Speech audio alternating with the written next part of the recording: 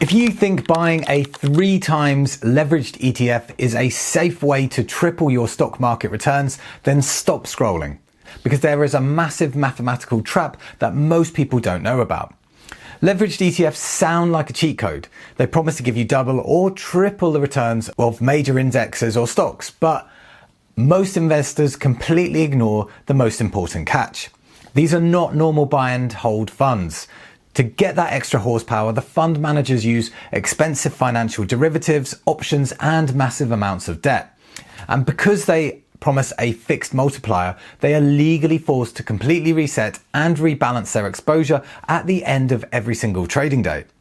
Now, there is a massive upside if the timing is perfect. In a smooth bull run, daily compounding actually works for you. You can pull massive outsized returns without locking up a ton of capital.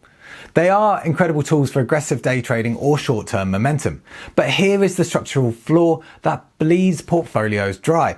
Volatility decay. Imagine an index starts at £100. Today it drops 10% down to £90. Tomorrow it needs an 11% jump just to get back to 100 and break even. But in comparison, if you look at a 3 times leveraged version, it would drop 30% today, leaving you with £70. Tomorrow, it gets 3 times that 11% market jump, which is 33%. But 33% of £70 is only £23.33. So on day 2, your leveraged fund only recovers to £93.33, whereas the regular index is completely flat, whereas you are now sitting on a 7% loss in just 48 hours. On top of the maths trap, you're paying massive fees.